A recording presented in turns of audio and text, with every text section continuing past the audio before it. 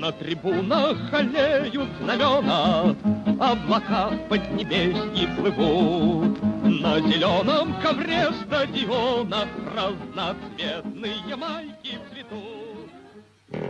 Hello and welcome back to the Russian Football News Podcast. Both the RPL and European football returned since our last regular pod, and it's been quite the week. Loko battled hard to another brilliant result, drawing 0-0 away in Madrid, while Zenit and Krasnodar were both unfortunately eliminated from the Champions League after losses to Lazio and Sevilla respectively. We've also got a Moscow derby to unpack, some controversy surrounding Stanislav Cherchesov's interview, in which he vehemently lambasted players in his squad while defending his current record, and some boardroom shuffles at Spartak. Once again, Tatastan's favourite Englishman, David Sanson's back. Evening, James. Good to be back. And this week we're also joined by a special guest, Match Premier commentator and expert broadcaster, Mikhail Polenov.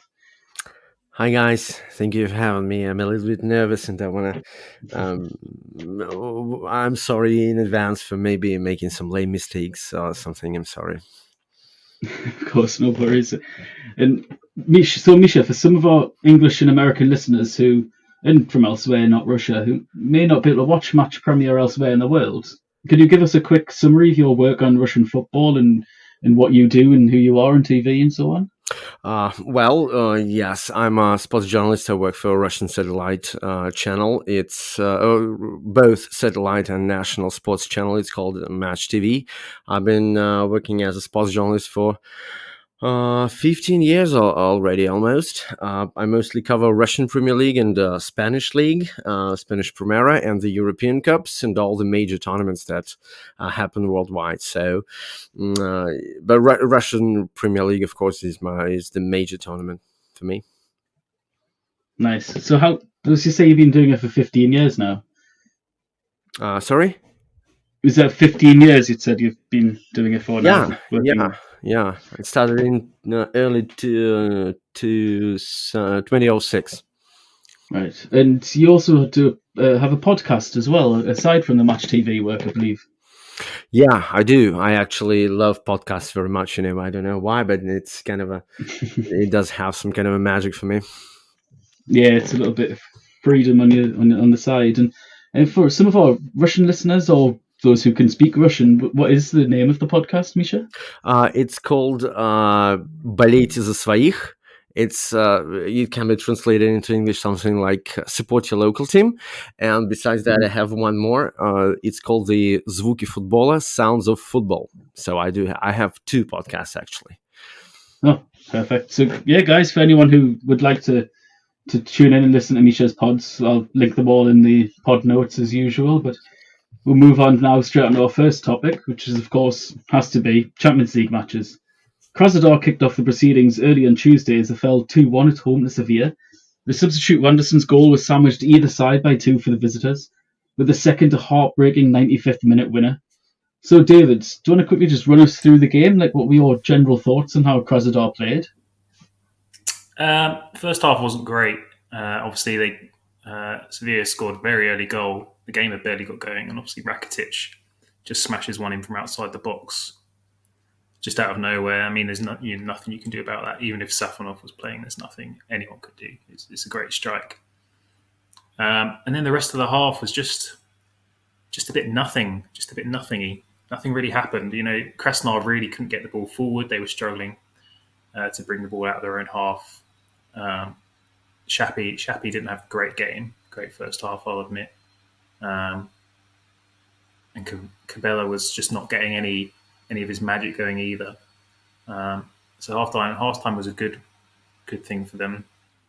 And they'd done well to stay in the game. In defence, they defended pretty resolutely.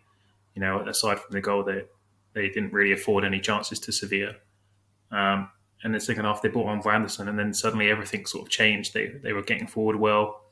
They were creating some decent half chances, and the goal they scored was really good. But then everything seemed to change immediately after they scored again. They regressed or Sevilla stepped up.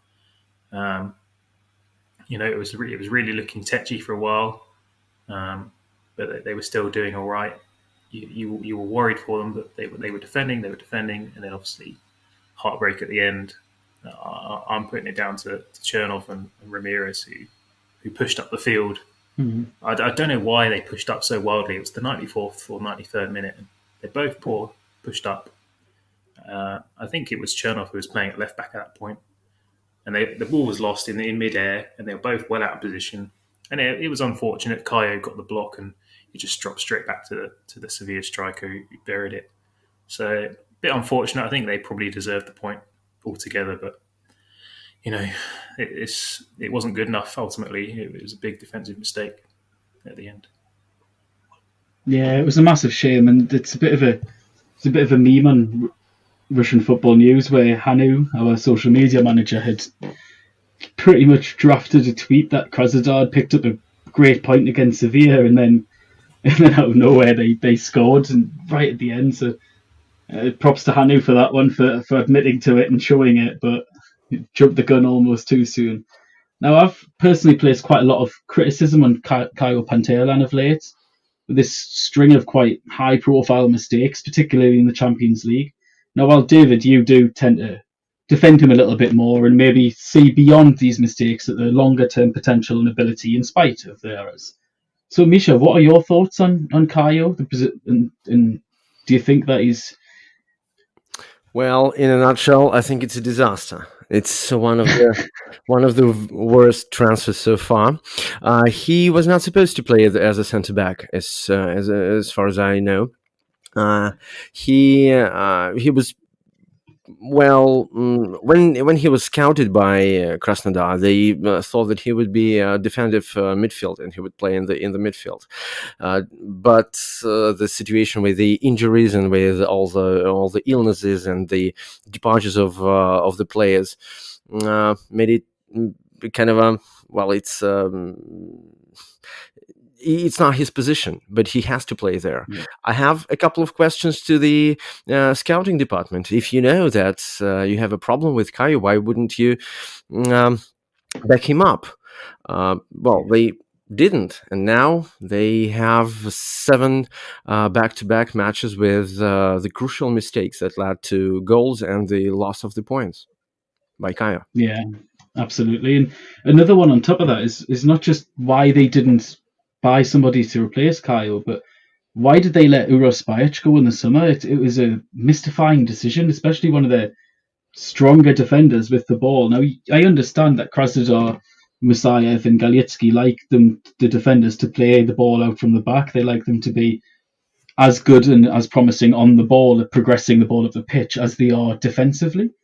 But I just can't see Kaio being good enough defensively at this very elite level. There might be one explanation to that. This is the changing of the rules. I don't know how to say it properly in English. We do have a limit for the foreign players.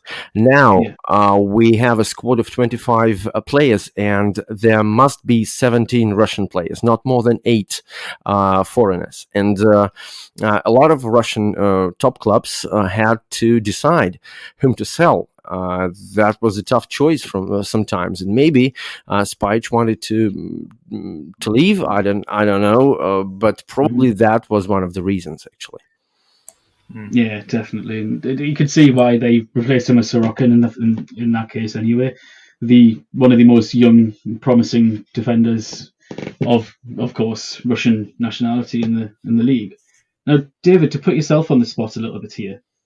Why do you think Krasnodar exited the competition so early? Is it the lack of experience at this level, which can be criminal at times, or is it perhaps merely down to the gulf in quality between Krasnodar and sides like Chelsea and Sevilla in the group? I mean, I'm going to give them a bit of a break because of all the injuries and and the COVID cases they've had in the squad. For the first 3 games, they did not put out very strong squads at all, even regardless of the defense. That you had Sabua starting games, you had Spurtsian playing games. You can't go into games with these kids, who might have good potential, but this is the Champions League. You can't rely on these guys, and unfortunately, they just had too many injuries at the wrong time. Again, it was the same last year where they were missing Klaassen and Gazinski in the Europa League, and they struggled. But ultimately, it was bad decisions made in the summer. The limit didn't help. And and they probably have made the wrong decision with Spajic over Kayo.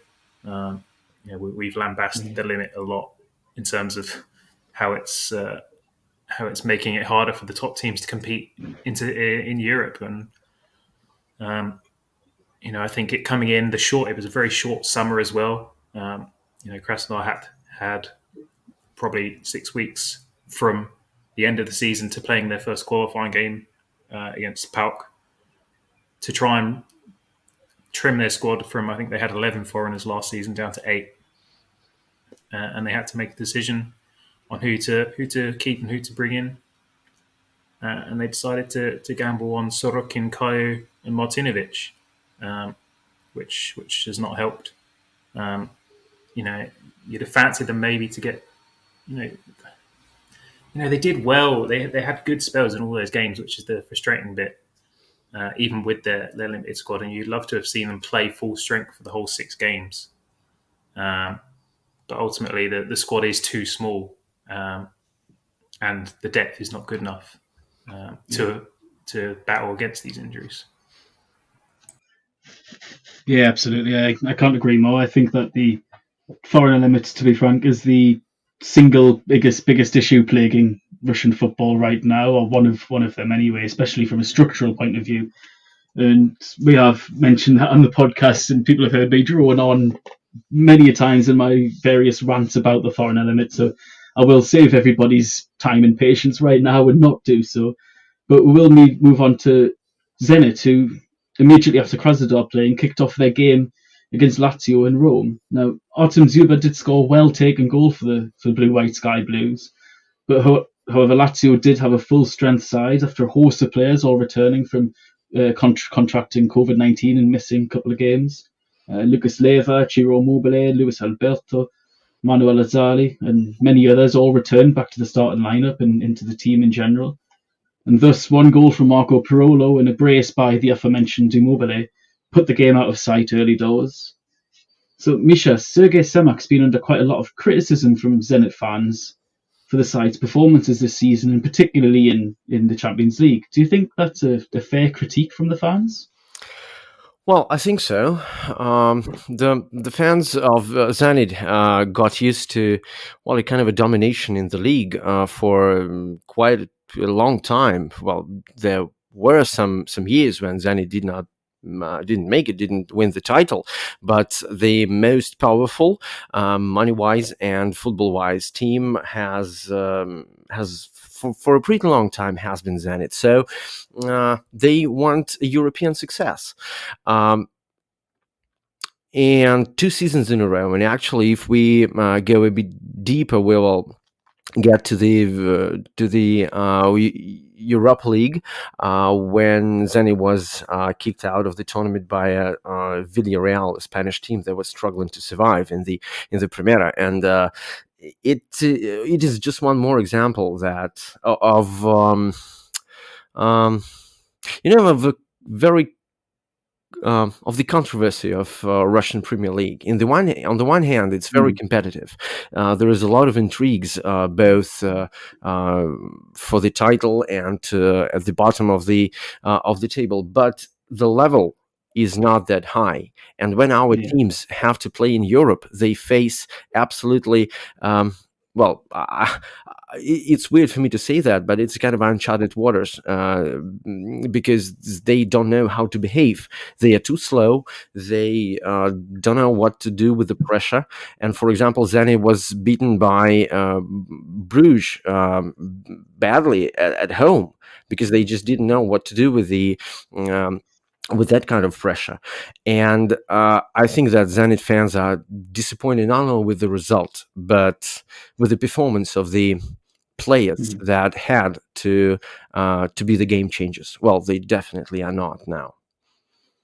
Yeah, absolutely. I think Zenit's problem is that while their side is, of course, world beaters in terms of the RPL and domestically for sure, the composition of the side just doesn't really suit knockout football, or at least this elite level of football. That no doubt have skilled players. But when you look at, say, Lokomotiv, who as a defensive unit are just an absolute machine, you look at some other teams you mentioned, Bruges, Misha, where they their style and their pace on the counter out wide and up top is just something that's going to really affect teams. Now, Malcolm, excellent footballer. Sardar Azmoun, very, very good goal scorer. Zuba back to goal is unbelievable. But the way Zenit play and the composition of their team, I don't think really is that much of a danger for sides. But I do believe that Semak has got his tactics wrong at times.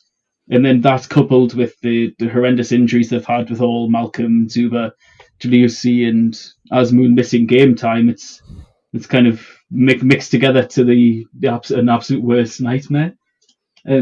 Zuba's goal was well taken, but Misha, do you think, as some have suggested, do you think he's maybe past his best, as people have mentioned on social media and so on? And what were your thoughts on the whole leaked video situation?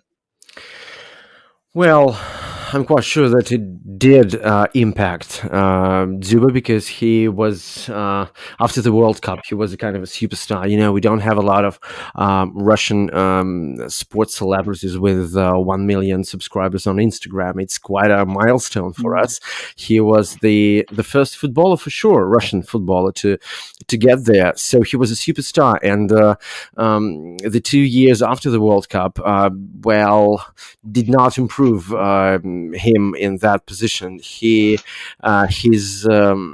performance did not go to another level, and so it's a bit weird, but during the last month, maybe a year, there were even more haters than the true lovers of Zuba because of his performance. And so I think that when that video leaked, it was kind of it was a bombshell actually for everybody, because he was stripped of the captain band in Zenit. He was not called to the national team. Just to settle things down, to keep it low. Maybe it worked, but I think that it's going to have some impact in future. Yeah, perhaps on the reputation and how he's perceived in the wider country as a whole, for sure. And of course, I mean, Spartak, you see lots of Spartak fans on this various social medias who were not fond of Zuba in the first place, so I don't think very much will change there. But with Zenit, I have noticed that it seems to be, at least among the fans who aren't members of the Landskrona or the fan groups, that they have kind of unified behind their captain to an extent. It seems like they are more in solidarity with him, the way that you see in some regular just Zenit fans celebrating when he scored that goal against Krasnodar straight after the controversy, and again scored against Lazio. It's been quite nice to see them sort of back their captain and really unify and come together like that. But I must admit, I think his days are numbered on the elite level due to his age. David, while Zenit have been eliminated from the Champions League, do you perhaps see them making it to the Europa League knockouts, at least in third place? Well, they've got to pick it up. You know, they've got Dortmund at home and Bruges away as their last two games. You know, Dortmund's always going to be a tricky fixture, home or away. So you've got to look at the Bruges game, and obviously we thought of that at the start of the year. We said the Bruges home game has to be a win, and it wasn't. It was a poor result. The squad's getting back to full strength. And you know me, I'm a bit of an optimist. I always like to think, you know, it can happen, and it could happen. There's nothing to say Zenit couldn't go and get 2 wins, but I think it's very unlikely. I think the confidence is probably quite low in the team, and all these things that have gone on with Zuba are not helping him, and probably not helping the squad in general. It's probably impacting them all. You know, I hope they can, but I don't have a lot of hope. Really, I don't see them getting wins against Dortmund and Bruges away. You know, Bruges will presumably just defend. They will defend because they'll be in third place by that stage. And you know, to see the champions go out of Europe at the first stage is not good. Yeah, I must admit, I don't share your optimism. I don't think they have a hope in hell of doing so. I think Dortmund is, of course, as you said, difficult game. I think Bruges entire game plan is built upon exposing Zenit's weaknesses. And the main one of Zenit's weaknesses is that it's a team generally of geriatrics or older players towards the twilight of their career, or at least a lot of them who really struggle with the back, who are getting turned on the counter in defence. Rakitsky and Lovren, neither of them really like that, and that entire front three of Bruges is just laden with pace and trickery, and you showed that in the first game when both goals came down that right hand side, doing Klugovoy and in behind, and Zenit just didn't know how to deal with it. Hopefully, Semak has learned, because I think a lot of his long term future is riding more so upon these European performances. The last of the three UCL games took place on Wednesday, as Marko Nikolic's Lokomotiv travelled to Madrid to take on Atletico. They once again put in a staunch defensive performance and shithoused their all way to a well-earned point. They sit third in the group of death, 2 points behind Atleti and 2 ahead of Red Bull Salzburg. Now, Murillo's been the side's standout performer, in my opinion, in Europe this season. He's led the defence at times in the absence of Vedran Choluka very well, and on Wednesday this form continued, and got some stats here of Murillo's game. And he had 73 touches, of which 9 clearances, 2 blocked shots, 2 interceptions. He wasn't dribbled past once by a single Atleti player. He won 100% of his ground duels and had an overall index rating of 8.5 out of 10. Now, he's just a brick wall.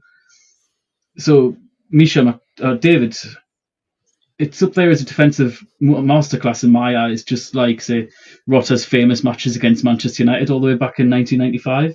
So how good do you think that Murillo was and Loco's defence last night in general?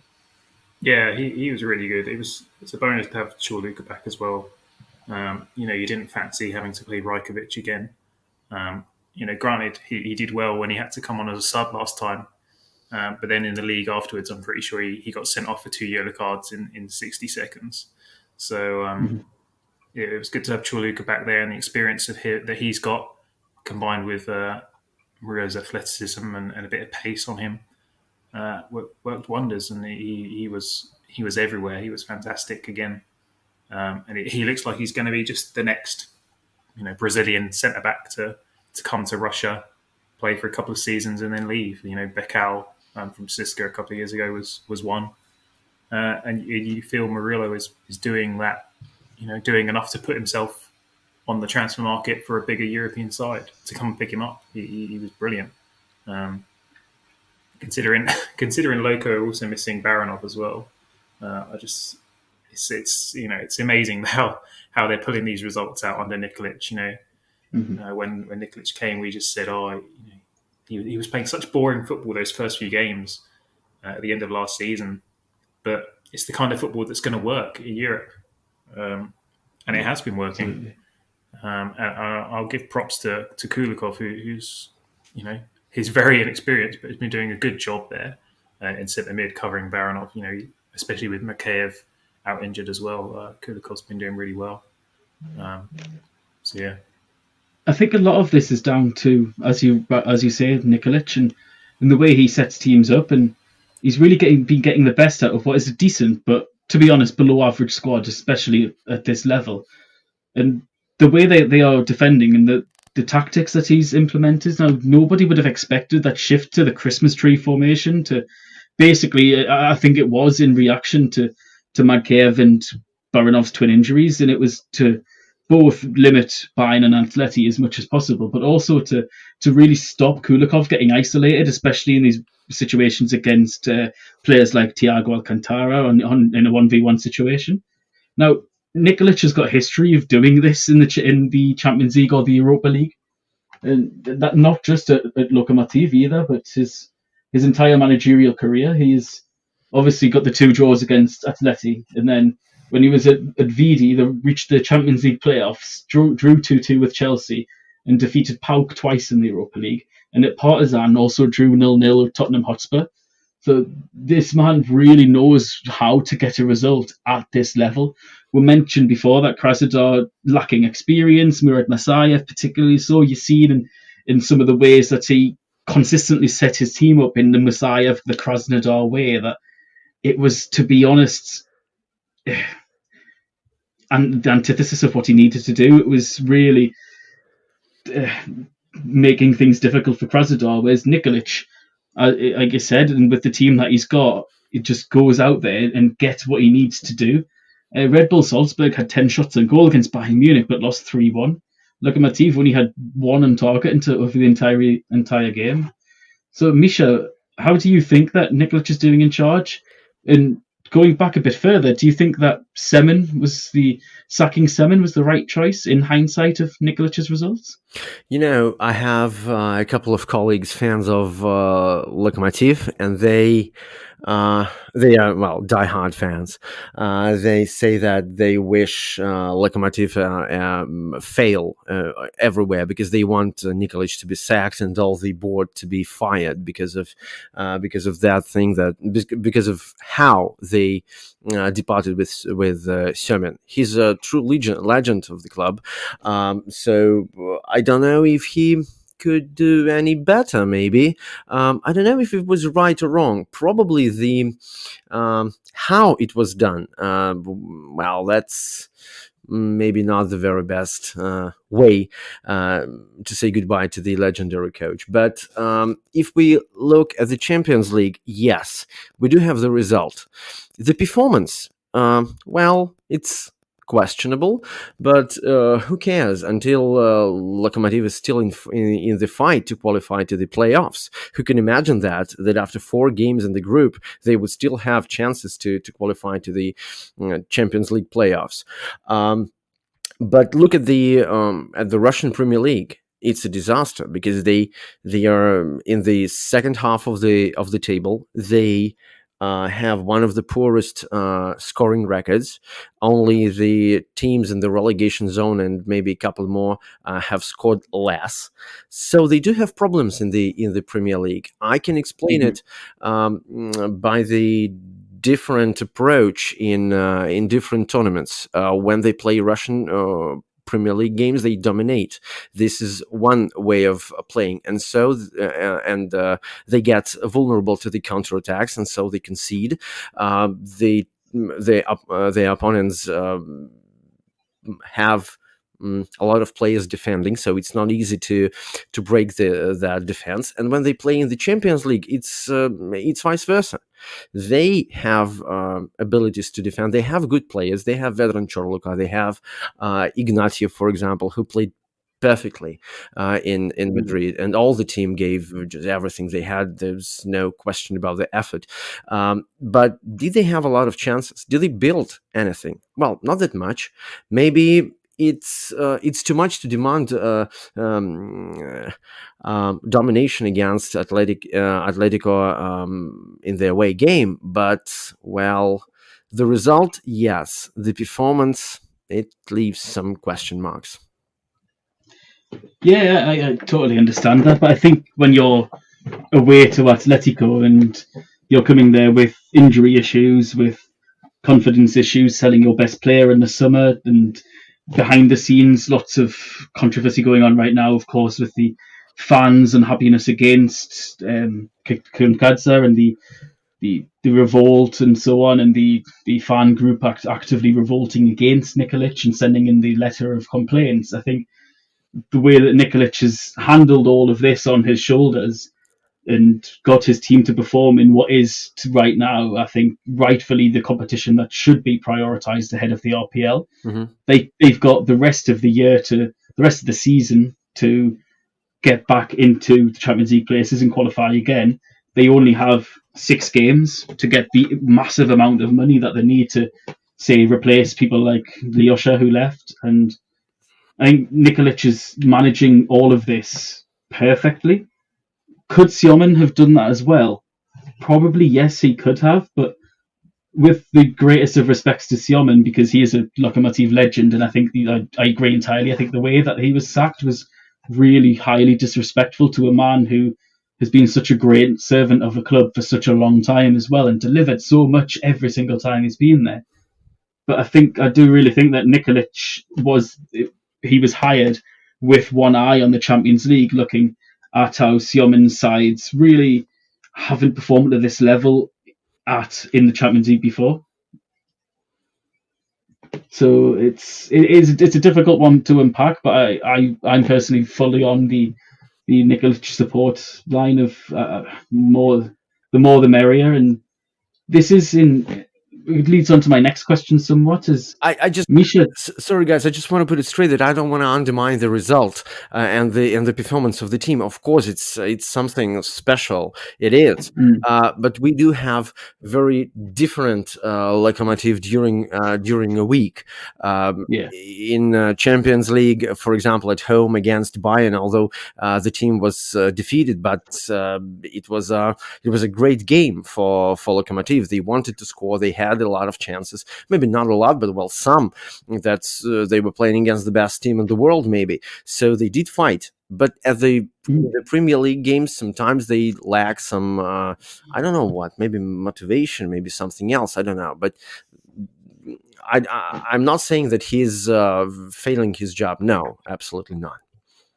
Yeah, I think the one thing they lack is a little bit of extra star quality in that final third. To be honest, it's especially when you get two results from what, to be frank, is quite a lucky penalty and a 0-0 draw. Let's not forget that the penalty was very lucky for Lokomotiv 3 weeks ago, and then this was a 0-0. So it is that star quality in the final third that they really need. But do you think that Krasnodar and Zenit could perhaps look to emulate Lokomotiv in hiring a foreign manager to try and guarantee a bit of success in Europe? I mean, of course, Zenit have tried this numerous times, and the last time they did so with Roberto Mancini, it failed spectacularly. So, Misha, what do you think? Do you think that it's foreign coaches could be more successful for Zenit and Krasnodar or not? Yes, definitely, but I can hardly imagine it in Krasnodar. I can imagine it in St. Petersburg, but in Krasnodar, absolutely not, because the owner of the team is very much involved into everyday life of the team. Sometimes he even, well, I won't say that he puts players to the squad. No, it doesn't happen. But he needs a contact with the head coach. He wants to talk to him every day, maybe every night, every morning, every time during the day, and he has to speak to him in Russian. So it must be a Russian coach. Maybe this is a kind of a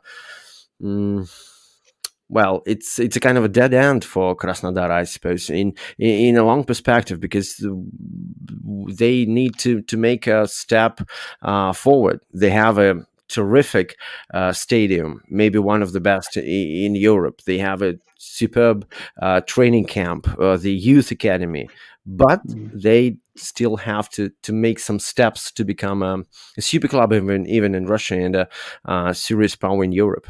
Maybe foreign coach is one of those steps.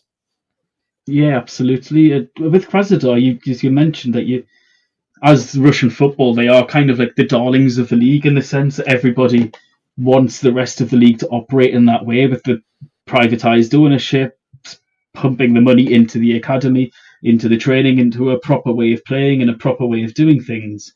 But sometimes I get the impression that Krasnodar maybe hold themselves back in terms of their development by their stubbornness to do things the Krasnodar way, if you know what I mean, Misha. Well, I think that they have made a lot of progress in the last even 3 maybe years. They became more confident. They are not scared of being at the top of the league. They do know and they do understand. They do believe that they can win the titles. I think that this season is not the.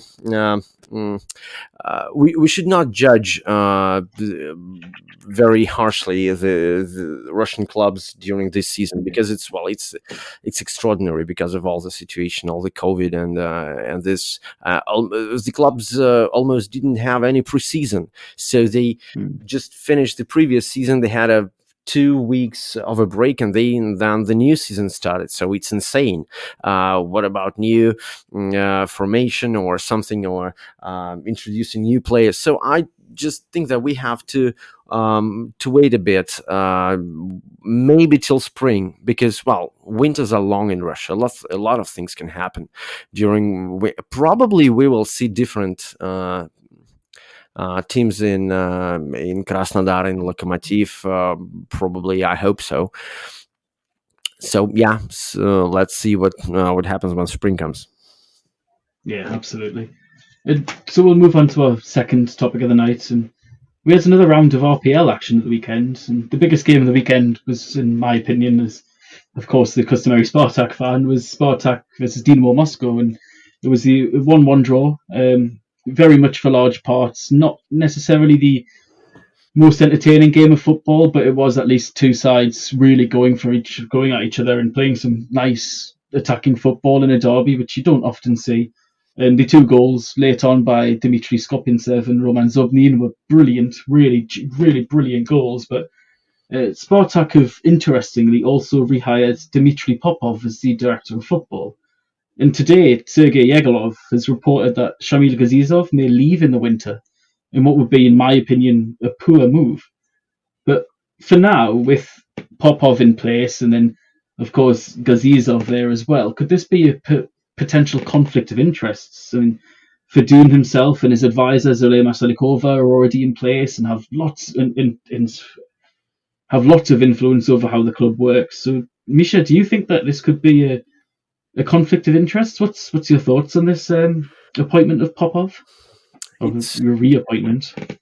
All this situation is so Spartaky, because when Gazizov arrived, everybody thought that, wow, that was a really smart move, because Gazizov previously worked at a local team in Ufa, and the team managed to survive, having one of the smallest budgets in the league, and they qualified to the European Cups. They almost kicked the Rangers out of the competition. So when he arrived, everybody thought finally Spartak is going to live a normal European club like life.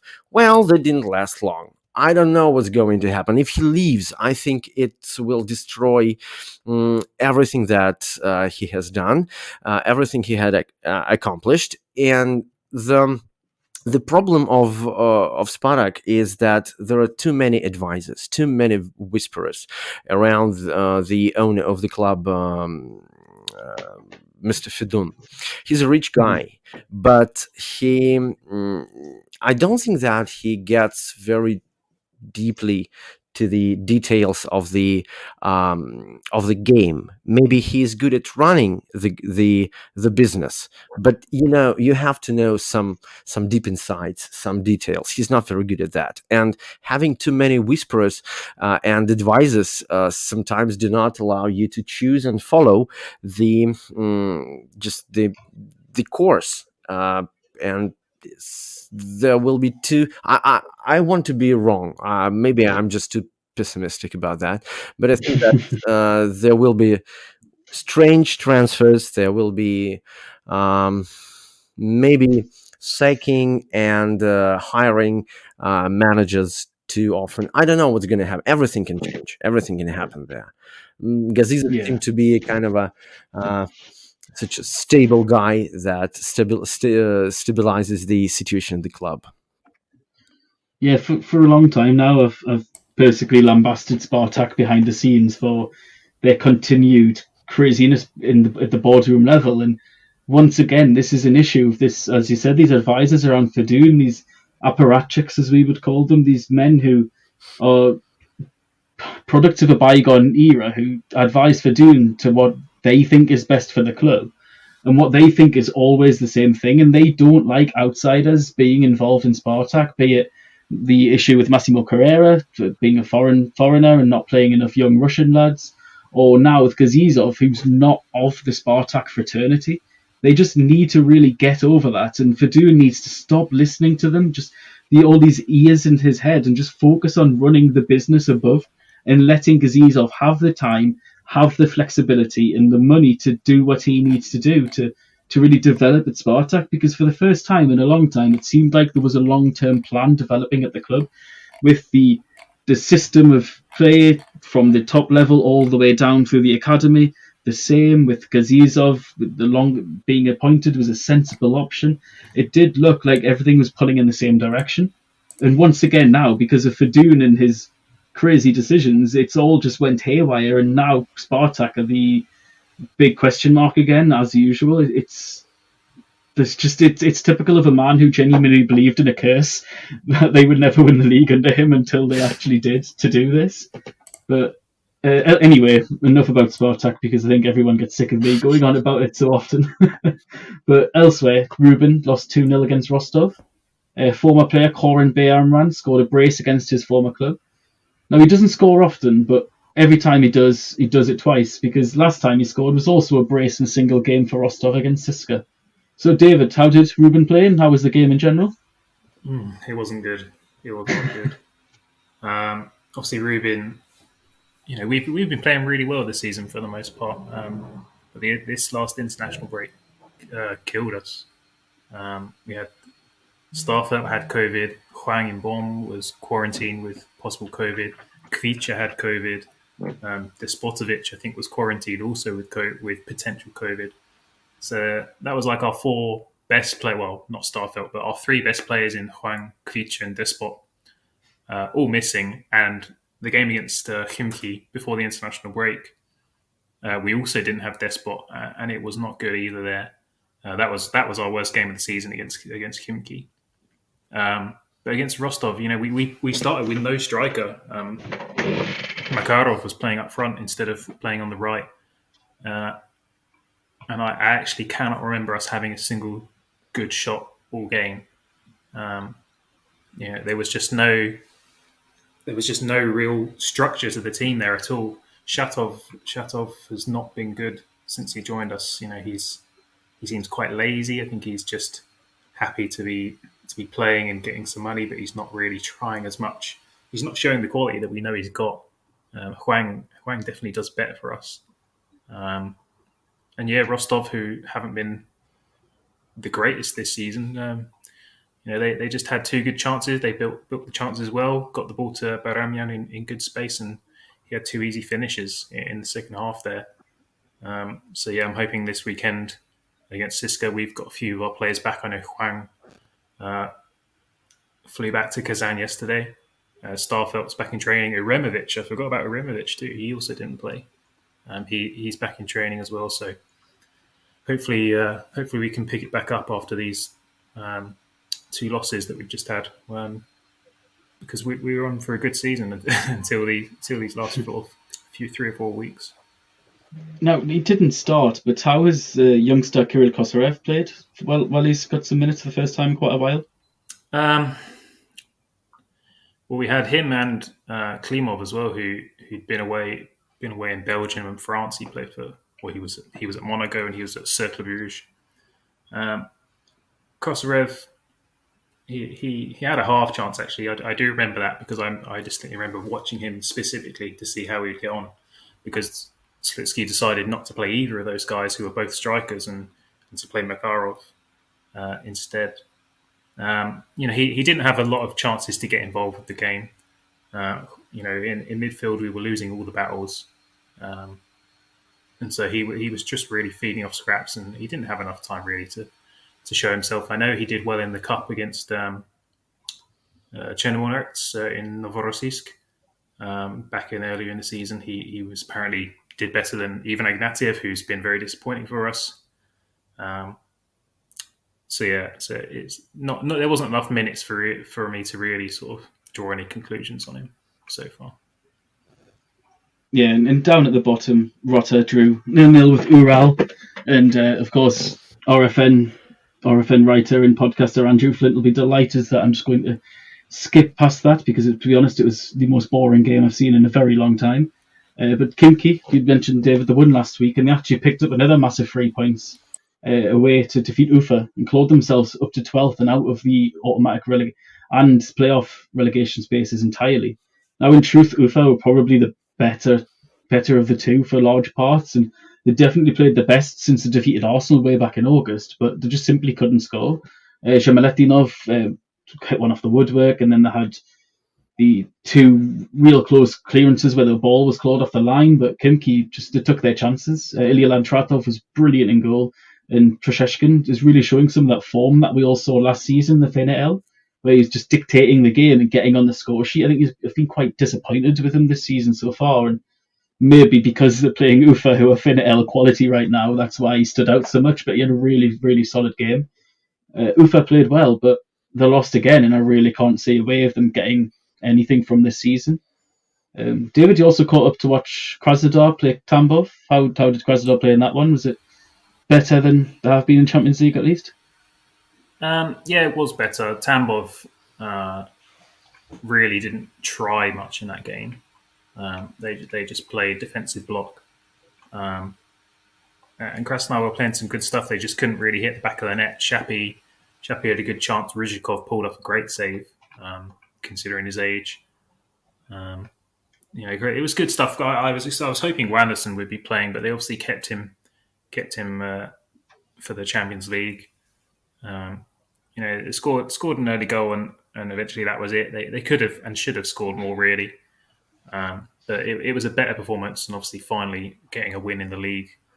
They've got a good run of fixtures coming up. Tambov this week. They've got Khimki and another easy fixture. I can't remember who against in the next couple of weeks. So they've got to pick up some wins to make up for the poor form they've had recently.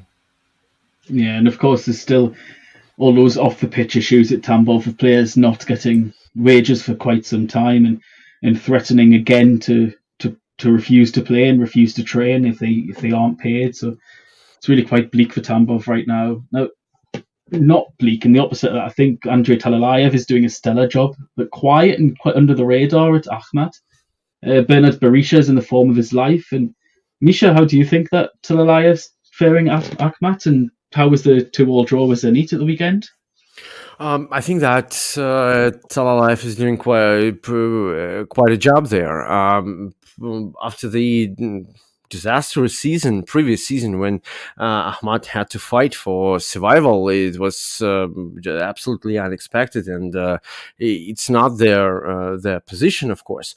They're improving. I think that his way of his coaching style is very suitable for Akhmat. He's a huge fan of discipline. He's always publicly supporting his players, whatever. That's very good for the atmosphere, I suppose, and it's easily seen that they do fight. Sometimes maybe they do not play much, but they compensate that with some kind of a fighting mood, and that's very good for them. I think that sometimes you can get a lot of points from just being very, very competitive and rough, tough, and sometimes even rough team. This is the way that all the teams of Andrei Talalaev are playing. Yeah, absolutely. I'm really impressed by Talalaev tactically.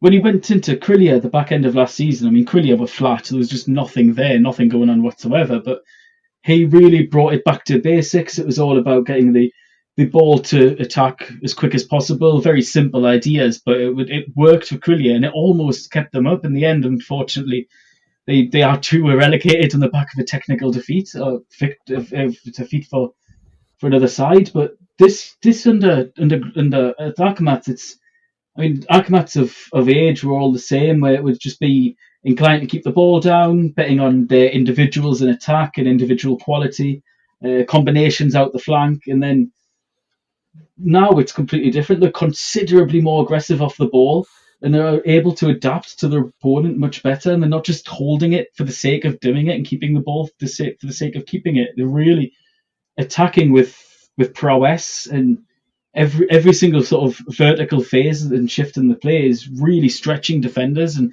Berisha, like I say, I think he's in the form of his life, and I can't remember seeing him so consistent in front of goal. Berisha's always had lightning pace and always been such a threat on the counter, but his sheer consistency in front of goal this season and in the final third, it just shows the confidence in that. Talalaev has seen him as one of the key players and has moulded a team around getting the best out of him, and I think he's doing a really stellar job. And it's nice to see Akhmat playing very aggressive and progressive football instead of the old, very defensive and sort of lackadaisical stuff that you'd seen for so long under various managers. But we'll have to move on next. And lastly, our last discussion today is, after a long discussion last week on whether or not the RFU should sack Stanislav Cherchesov from his role as the Spartak head coach, the man himself is now back in the limelight this week. So for the listeners who didn't know, Stanley gave quite an incendiary interview defending his current record as the national team boss of late, and lambasted some of the younger players in his squad. Now, if you bear with me, I will just read out some of his statements and paraphrase some. And of such, he said, the young players, Golovin, Chalov and Miranchuk, should show their worth to me. On the field, Zabolotny is far more useful. I'm better off with talentless Zabolotny than I am with golden Chalov. Continued on to say then, football is not only about numbers, there is intelligence, tactics and much more. I will say this. But whoever sprints more always takes a higher place in the standings.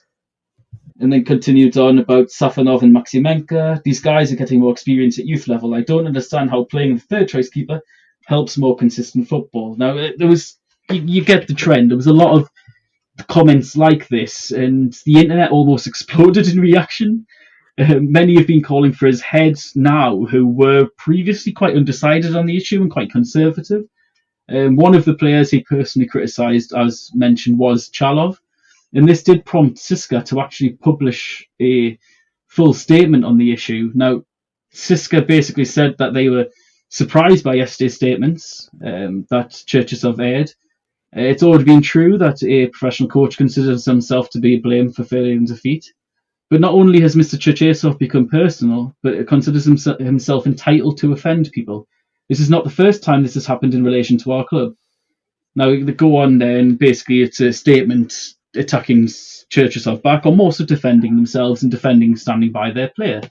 Now, Siska were reprimanded for the reply, but they weren't the only ones to have voiced their displeasure at Cherchesov's comments. Now, today, there's been rumours and reports that the RFU are considering sacking Cherchesov, and Meta Ratings in particular have reported that they might be considering to replace him with Kurban Berdiev. Now, this is, of course, very early. It's just merely a rumour and nothing else at this stage. I personally wouldn't hold much into that with the source it's coming from and the way it's spread. But regardless, there is quite a lot to unpack there. And myself and David, we covered in depth last week why we think, or I think anyway, that Stani's time in charge of Spornaya is nearing an end.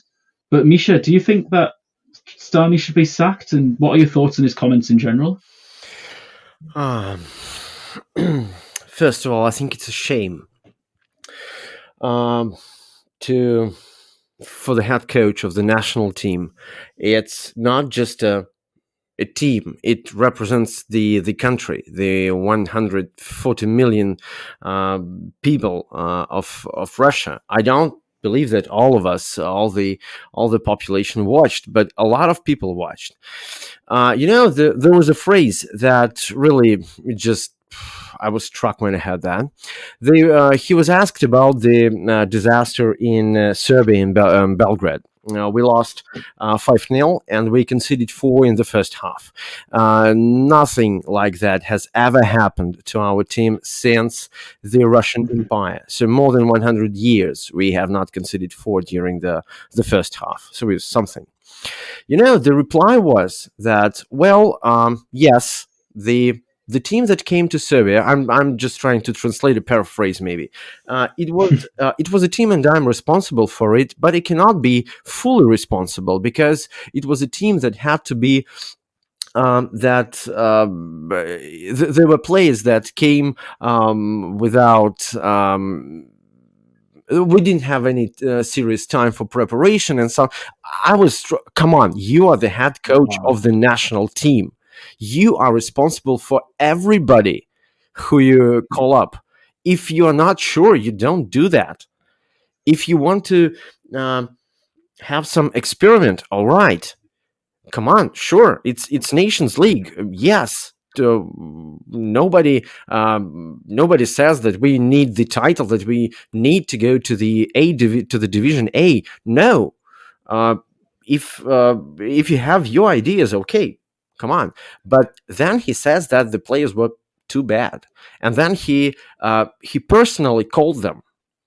That was absolutely insane. I cannot imagine how many minutes, for example, Joachim Löw or Gareth Southgate would stay as the head coaches of their national teams after the interview like that. It was a live interview on the national TV. Well, that's a disaster. That's a shame. Yeah, it's an absolute shame. It's the best way of putting it. And it's just a sad state of affairs that you have the head coach of the national team and then the directors and of some of the biggest teams in the league just going head to head in these hugely public statements. And it's really indicative of the state of how football has been in the last couple of months or so. I mean, the Russian national team have been abject, aside from the two first opening Nations League games. This is the first time ever that we haven't had it's the first time ever we've had 3 Russian teams in the European group stages, and also the first time ever that not a single one of them have picked up a single victory at the halfway stage of the group stages. It's really just an absolute shame, and I think the most galling aspect of it is the comments regarding Chalov, Golovin, and Miranchuk. And Golovin and Miranchuk are not only are they under 23 and these young players, that he mentions the young players not working enough, not being enough there, and blaming them for the terrible performances. But it just really sums up Cherchesov's mentality right now, and this is why he is under pressure, because he sticks with this clearly failing old guard when there are so many young and exciting talents who need blooded. And he says that a lot of them aren't experienced. Well, how can you not be experienced if the man who picks you refuses to give you more experience? Every single thing that he said, it just comes back onto him. One more thought. It has just dawned on me. Miranchuk's, both of them, play pretty well now at the moment. Mm-hmm. Okay, Alexei Miranchuk is not a player. He's not a starting 11 at Atalanta, but he gets his chances. He scores in Champions League. He scores against Inter. It's quite something. They play badly only when they come to the national team. Why? Well, I suppose it's a question that the head coach should answer, but he's avoiding. And by the way, he's sometimes he's a bully. He behaves like I don't know, like a hooligan or something. That's not a behavior for the head coach. Probably after the World Cup, after the getting to the quarterfinals, everybody thought that he's a kind of a messiah for Russia. Well, he's definitely not. So I just don't know why somebody put the crown on his head. So it's obvious that that he's losing the control of the situation. I mean, that the national team doesn't play well anymore. Yeah, absolutely. It's indicative of a man who's under a hell of a lot of pressure. And you'd have to wonder if he is going out and saying these statements to force the RFU's hand, because if they come to an agreement of mutual consent, or if he resigns out of basically public pressure upon him, which has, of course, happened with Russian managers, the manager of the Russian national team before, and then he doesn't get the payoff. But if the RFU decides to sack Cherchesov and terminate the contract, then he will get a payoff. Now, I'm not saying that this is exactly why he's doing this, but maybe he is sensing that this is basically the beginning of the end. Misha, do you think? No, I don't think so. I think that it's because he this is the kind of a person that he is. I remember him as the head coach of some. I might be wrong with the team precisely. Maybe it was Dynamo Moscow. Maybe before. He was as rude at the press conferences and flash interviews as now. So this is just the way of he communicates like that. He's like, well, you know how Jose Mourinho, for example, reacts when he is frustrated. He can be rude, So I think I'm not trying to compare them. No. Just trying to say that probably this is the nature of his. And when the things go south, he's not ready to respond. There were millions of chances to go through all those hard questions in a smooth way, to explain, to maybe lie. Why not? But just don't attack the players. Don't attack the journalists who are asking absolutely fair questions. So that was just, it was so it was not a pleasant show to watch. Actually, I'm so ashamed. I agree with you, though. I agree. It's his job to use the Moranchuks and to use Golovin. They're Russia's most talented players. They should be playing. Okay, and even if they are not available, okay, you are the head coach. You are the one who has to find the way out. Yeah, definitely. Yeah. I mean, I thought actually the Moranchuks in the first half against Serbia were quite good. So then when he took those two off and he left Zhirkov and Zabolotny on, who'd been playing very poorly in the first half. I mean, we know now that Sobolev was injured, so that's why he didn't play. Mm-hmm. But if he was injured, call up a replacement. There's lots of other strikers in the Premier League who can play there. Litsenko had his chance earlier in the season. There's plenty of choice. And our under 23 team had a friendly at this international break. So, okay, you could call up Chalov, you could call up Dzyuba, you could publicly support him. Yeah, and so if we move on to the other part of that, which is, of course, the rumours that certain Kerber and Berdiev may potentially be looking at taking over from the RFU.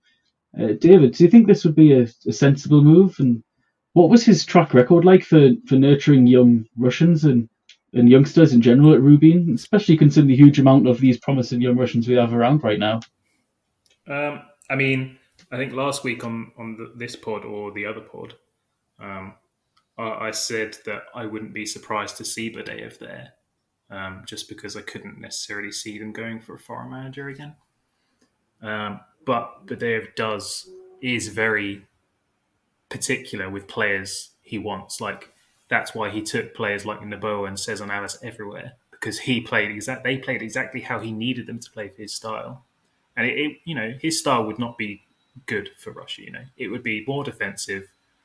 And we know that there's times where it has worked and where it hasn't worked. It worked well at Rubin to start with.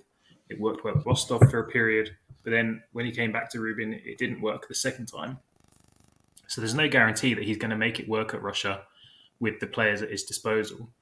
He didn't always like younger players, but if they were good enough, he did play them. He was the one who gave Sardar Azmoun his breakthrough, of course, age 17.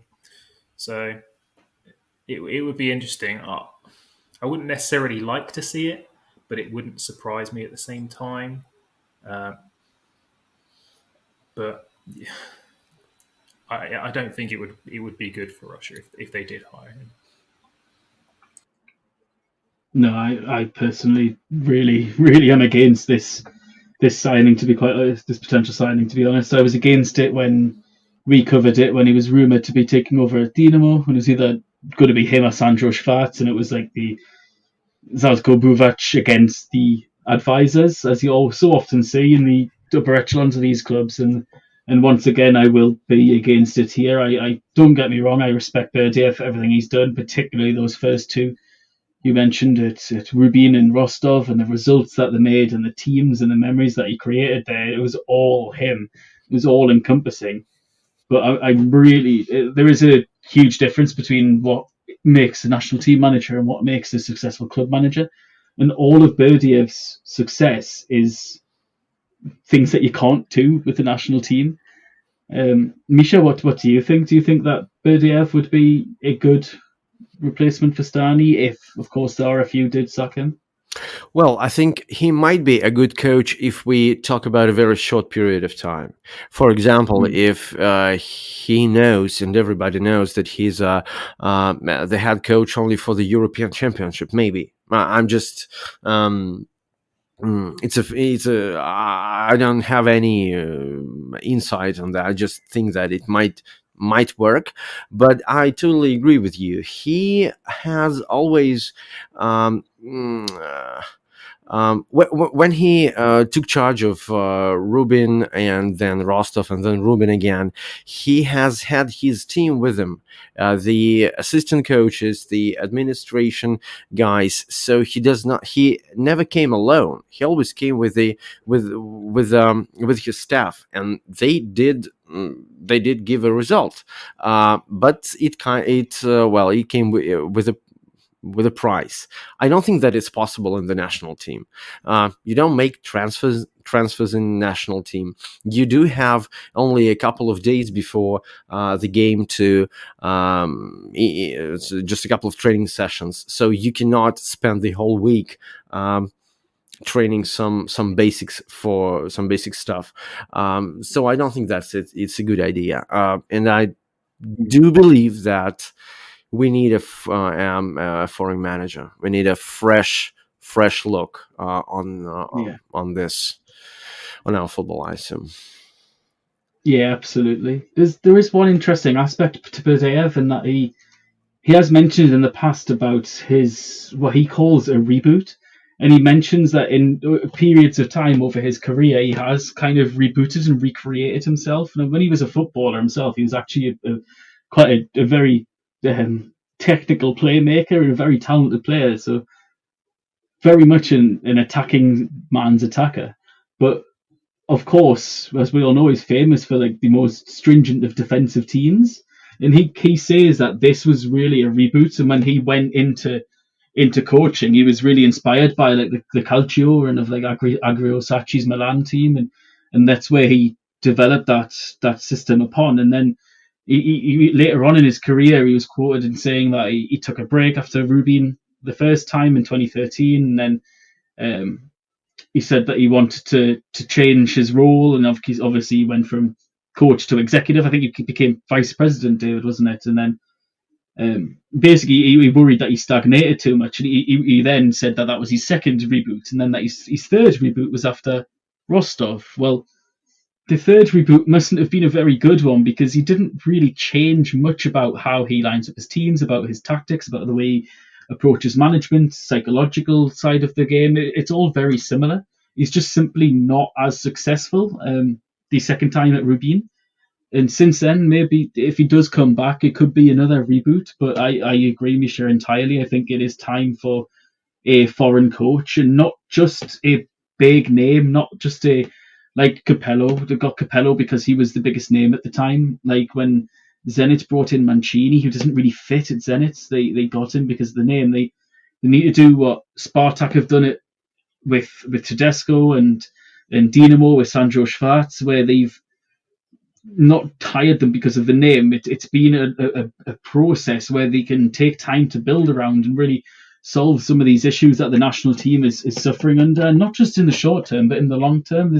There's been long-term issues of the national team have been the same ones for about 5, 6, 7 years now, and they simply haven't been addressed because the RFU fail. Either, I mentioned last week, they either fail to see it or they choose not to, because this World Cup, from the face of it, seemed successful, getting through to the quarterfinals, and it was brilliant. The World Cup, it was absolutely incredible, but it wasn't because of a plan. It was they stumbled from pillar to post, and instead of actually trying to solve something, brought in the naturalization to try and fill the gaps in the squads rather than actually doing it in a longer term basis. But yeah, I think you'll bang on, Misha, that in the short term it could be fine, but long term I really don't think it would be good either whatsoever.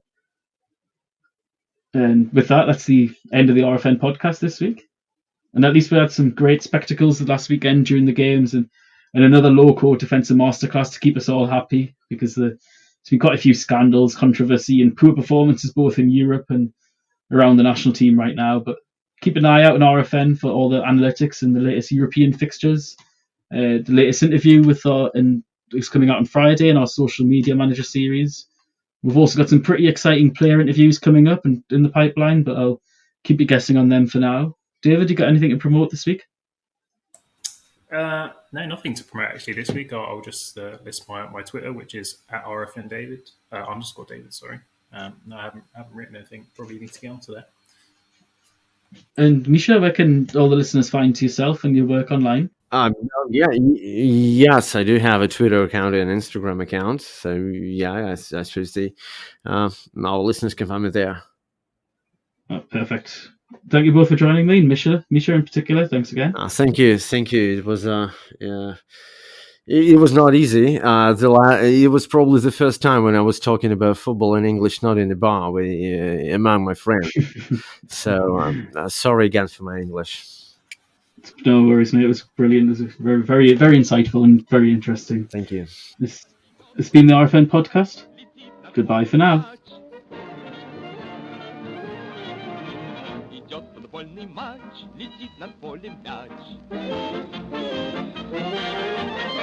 Веди его, беги, точнее его ударь. Но мяч берет с ноги решительный вратарь. Не напрасно футбольное поле самых ловких и смелых влечет. Здесь нужны тренировка и воля, быстрота, увлечение, расчет.